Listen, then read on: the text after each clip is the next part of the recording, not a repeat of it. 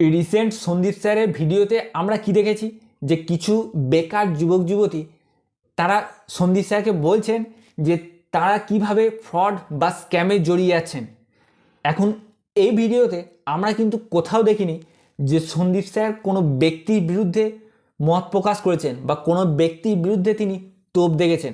তিনি শুধু একটা সিস্টেম বা একটা ফ্রড বা একটা স্ক্যামের বিরুদ্ধে আওয়াজ তুলেছেন।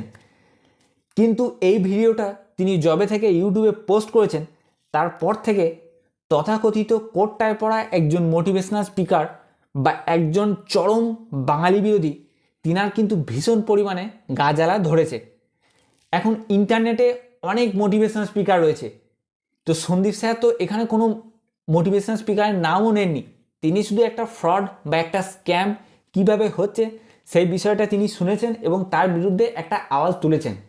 তো ইন্টারনেটে এত মোটিভেশনাল স্পিকার থাকতে তথাকথিত কোটটায় পড়া একজন বাঙালি বিরোধী মোটিভেশনাল স্পিকারেরই কেন এত গা জ্বালা ধরছে? তাহলে তিনি কি চুরি করেছেন? বাংলায় একটা প্রবাদ বাক্য আছে যে চোরের মায়ের বড় গলা।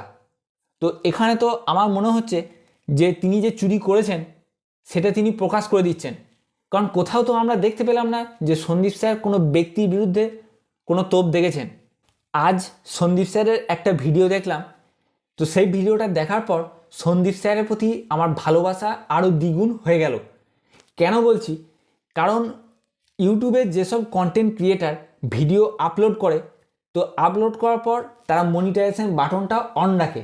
তো এই মনিটাইজেশন বাটনটা যদি তারা অন রাখে তো কি হয়, সেই ভিডিওটা থেকে যে পরিমাণ ভিউজ আসে সেই ভিডিও থেকে তারা কিছু পরিমাণ অর্থ ইউটিউবের কাছ থেকে পায় বা সেই কিছু পরিমাণ অর্থ কিন্তু তারা উপার্জন করে।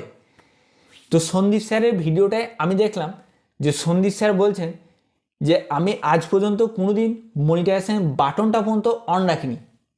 যে ব্যক্তির লাখ লাখ কোটি কোটি ফলোয়ার, যে ব্যক্তির লাখ লাখ কোটি কোটি টাকা ইনকাম হওয়া উচিত, একবার যদি তিনি মনিটাইজেশন বাটনটা অন রাখেন তো প্রত্যেক ভিডিও থেকে তিনি লাখ লাখ টাকা ইনকাম করবেন।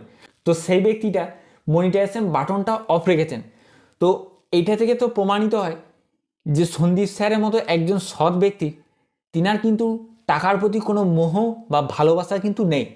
তিনি সত্যিকারের একজন মোটিভেশনাল স্পিকার এবং তিনি সত্যি করে চান যে যেসব বেকার যুবক যুবতী যারা আজকে ডিমোটিভেট হয়ে গেছে বা যারা জীবনের অর্থ খুঁজে পাচ্ছে না বা জীবনের যে দিক সেই দিকটা তারা হারিয়ে ফেলেছে, তাদের জন্য এই ধরনের সৎ ব্যক্তির পাশে আমার মনে হয় যে আমাদের মতো ছোট ছোট কন্টেন্ট ক্রিয়েটার বা যারা সন্দীপ স্যারকে অরিজিনালি ভালোবাসে তাদের প্রত্যেকেরই এই টাইমে কিন্তু সন্দীপ স্যারের পাশে থাকাটা ভীষণভাবে জরুরি। তো আজকের ওই ভিডিওতে আমি দেখলাম যে সন্দীপ স্যার বলেছেন যে আমি আগামী 2 মাসের জন্য আমার মনিটাইজেশন বাটনটা অন রাখবো।